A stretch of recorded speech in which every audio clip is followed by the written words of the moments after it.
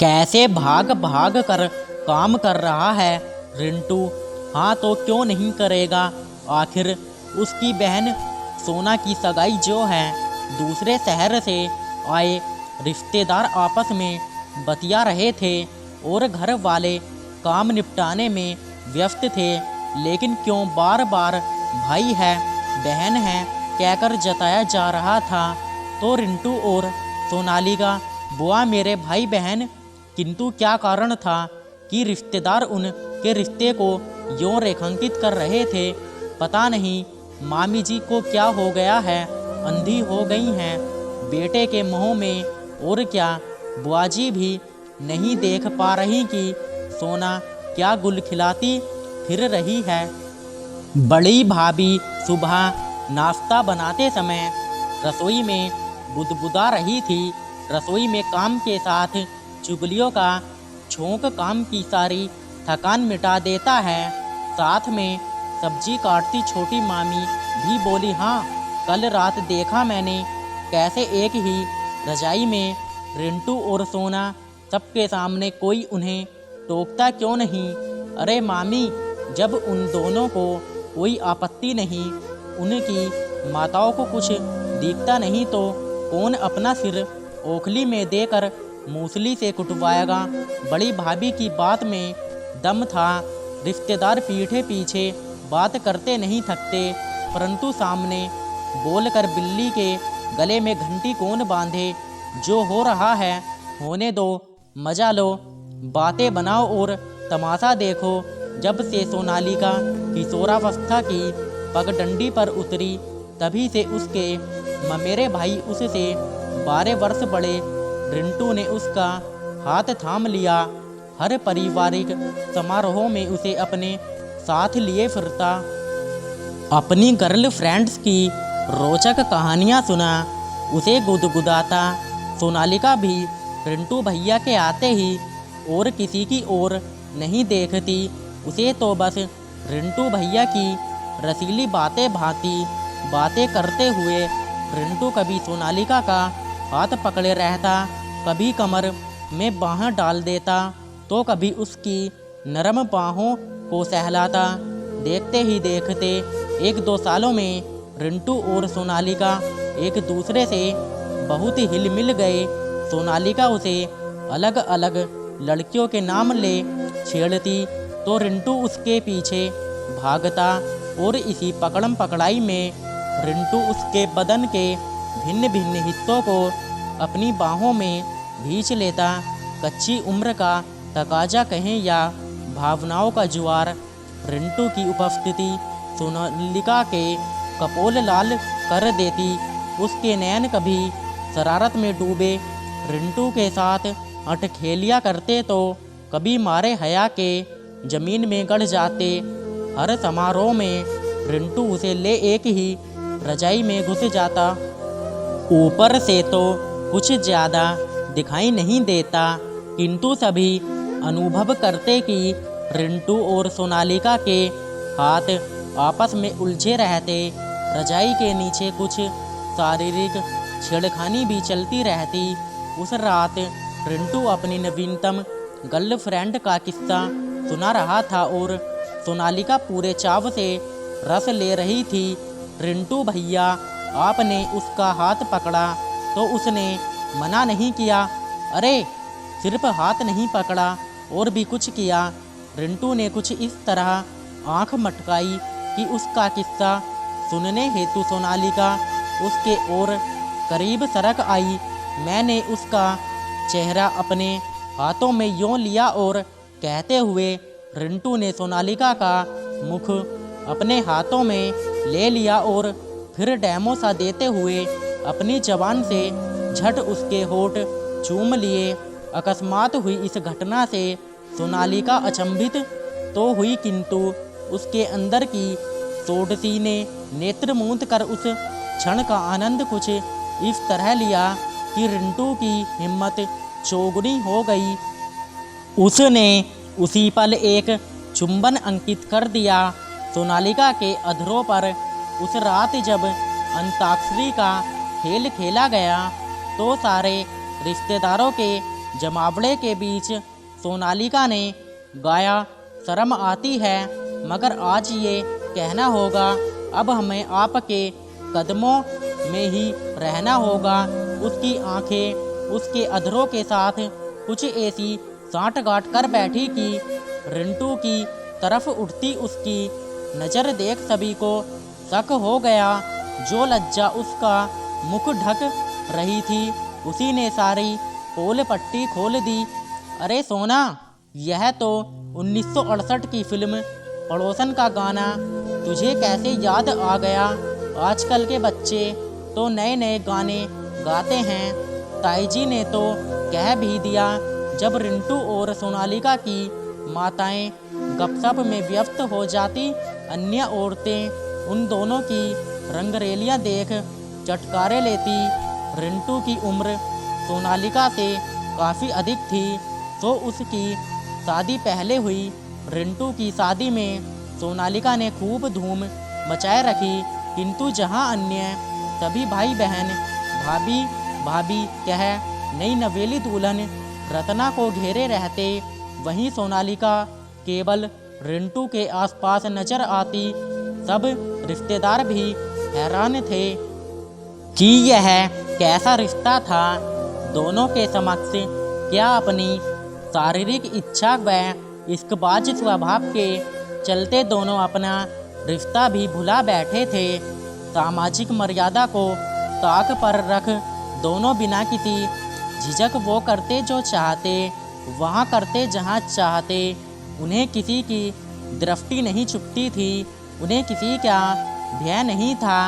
रिंटू की शादी के बाद भी हर पारिवारिक गोष्ठी में सोनालिका ही उसके निकट बनी रहती। एक बार रिंटू की पत्नी रत्ना ने सोनालिका और रिंटू के हाथों में हाथ लिए बैठे देखा। उसे शंका इस कारण हुई कि उसे कक्ष में प्रवेश करते देख रिंटू ने अपना हाथ वापस खींच लिया। बाद में पूछने पर रिंटू ने जोर देकर उत्तर दिया, कम ऑन यार, मेरी बहन है यह। उस बात को करीब 4 वर्ष के अंतराल के बाद आज रत्ना लगभग भुला चुकी थी। अगले दिन सोनालिका की सगाई थी। लड़का माता पिता ने ढूंढा था। शादी से जुड़े उसके सुनहरे स्वप्न सिर्फ प्यार मोहब्बत तक सिमटे थे। इसका अधिकतम श्रेय रिंटू को जाता था। सालों से सोनालिका को एक प्रेमावेशपूर्ण छवि देखा। प्रेमालाप के किस्से सुनाकर उसने सोना के मानस पटल पर बेहद रोमानी कल्पनाओं के जो चित्र उकेरे थे, उनके परे देखना उसके लिए काफ़ी कठिन था। सगाई हुई और शादी भी हो गई, मगर अपने ससुराल पहुंचकर सोनालिका ने अपने पति का स्वभाव काफ़ी शुष्क पाया। ऐसा नहीं कि उसने अपने पति के साथ समायोजन की चेष्टा नहीं की। साल भर में बिटिया भी गोद में आ गई, किंतु उनके रूखे व्यवहार के आगे सोनालिका भी मुरझाने लगी। 1.5 साल बाद जब छोटी बहन की शादी में वो मायके आई तो रिंटू से मिलकर एक बार फिर खिल उठी। शादी में आई सारी औरतें सोनालिका और रिंटू को एक बार फिर समीप देख अचंभित थी। अब तो शादी भी हो गई, बच्ची भी हो गई, तब भी हद है। भाई सोना की बड़ी भाभी बुदबुदा रही थी कि रत्ना रसोई में आ गई। क्या हुआ भाभी? रत्ना के पूछने पर बड़ी भाभी ने मौके का फ़ायदा उठा सरलता और बेबाकी से कह डाला, कहना तो काफ़ी दिनों से चाहती थी रत्ना, पर आज बात उठी है तो बताए देती हूँ। जरा ध्यान रखना, रिंटू का यह सोना है ना, शुरू से ही रिंटू के पीछे लगी रहती है। अब कहने को तो भाई बहन हैं, पर क्या चलता है दोनों के बीच यह किसी से छिपा नहीं है। तुम रिंटू की पत्नी हो, इसलिए तुम्हारा कर्तव्य है अपनी गिरफ्ती की रक्षा करना। तो बता रही हूँ। बड़ी भाभी की बात सुन रत्ना का चिंतित होना स्वाभाविक था। माथे पर उभर आई पसीने की बूंदों को पोंछते वह बाहर आई तो सोनालिका और रिंटू के स्वर सुन वो किबाड़ की ओट में होली। कैसी चुप सी हो गई है सोना, क्या बात है? मेरी सोना तो हमेशा हंसती खेलती रहती थी, रिंटू कह रहा था और साथ ही सोनालिका के केसों में अपनी उंगलियां फुराता जा रहा था। रिंटू, आप जैसा कोई मिल जाता तो बात ही क्या थी। क्या यार, हम भाई बहन क्यों हैं? क्या कुछ भी नहीं हो सकता? कहते हुए सोनालिका रिंटू की छाती से लगी खड़ी थी कि रत्ना कमरे में प्रविष्ट हो गई। दोनों हतप्रभ हो गए और जल्दी स्वयं को व्यवस्थित करने लगे। भाभी आओ ना, मैं रिंटू भैया से कह रही थी कि इतना सुहावना मौसम हो रहा है और ये हैं कि कमरे में घुसे हुए हैं, चलो ना छत पर चलकर कुछ अच्छी सेल्फी लेते हैं। कहते हुए सोनालिका रिंटू का हाथ पकड़ खींचने लगी। नहीं, अभी नहीं, मुझे कुछ काम है इनसे। रत्ना के रुखाई से बोलने के साथ ही बाहर से बुआजी का स्वर सुनाई पड़ा। सोना जल्दी आ देख, जमाई राजा आए हैं। सोनालिका चुपचाप बाहर चली गई। उस शाम रत्ना और रिंटू का बहुत झगड़ा हुआ। बड़ी भाभी ने भले ही सारा ठीकरा सोनालिका के सिर फोड़ा था, पर रत्ना की दृष्टि में उसका अपना पति भी उतना ही जिम्मेदार था, शायद कुछ अधिक, क्योंकि वह सोनालिका से कई वर्ष बड़ा था। आज रिंटू का कोई भी बहाना रत्ना के गले नहीं उतर रहा था। पर अगली दोपहर फिर रत्ना ने पाया कि सोनालिका सेल्फी ले रही थी और इसी बहाने उसका व रिंटू का चेहरा एकदम चिपका हुआ था। ये कार्यकलाप भी सभी के बीच हो रहा था। सभी की आंखों में एक मखौल था, लेकिन होठों पर चुप्पी। रत्ना के अंदर कुछ चटक गया। रिंटू की ओर उसकी वेदना भरी दृष्टि भी जब बेकार हो गई, तब वह अपने कमरे में आकर निढाल हो बिस्तर पर लेट गई। पसीने से उसका पूरा बदन भीग चुका था। आंख मूंद कर कुछ क्षण यूं ही पड़ी रही, फिर अचानक ही उठकर रिंटू की अलमारी में कुछ टटोलने लगी और ऐसे अचानक ही उसके हाथ एक गुलाबी लिफाफा लग गया। जैसे इसे ही ढूंढ रही थी, वह फौरन खोलकर पढ़ने लगी। रिंटू जी, कम से कम यहाँ तो आपको भैया कहने से मुक्ति मिली। मैं कैसे समझाऊं अपने मन को? यह है कि बार बार आपकी ओर लपकता है। क्या करूं? भावनाएं हैं कि मेरी सुनती नहीं, और रिश्ता ऐसा है कि इन भावनाओं को अनैतिकता की श्रेणी में रख दिया है। यह कहाँ फंस गई मैं, जब से आपसे लो लगी है। अन्य कहीं रोशनी दिखती ही नहीं। आपने तो पहले ही शादी कर ली और अब मेरी होने जा रही है। कैसे स्वीकार पाऊंगी मैं किसी और को? कहीं अंतरंग पलों में आपका नाम मुख से निकल गया तो सोच कर ही कांप उठती हूँ। कुछ तो उपाय करो। हर पल आपके प्रेम में सराबोर, बस आपकी। सोना रत्ना के हाथ कांप गए। प्रेम पत्र हाथों से छूट गया। उसका सिर घूमने लगा। भाई बहन में ऐसा रिश्ता सोच सोच कर रत्ना थक चुकी थी। लग रहा था उसका दिमाग फट जाएगा। हालांकि कमरे में सन्नाटा बिखरा था, पर रत्ना के भीतर आंसुओं ने शोर मचाया हुआ था। इस मन मस्तिष्क की उपापोह में उसने एक निर्णय ले लिया। वह उसी समय अपना सामान बांध मायके लौट गई। सारे घर में हलचल मच गई। सभी रिश्तेदार गुपचुप सोनालिका को इसका दोषी ठहरा रहे थे, लेकिन सोनालिका प्रसन्न थी।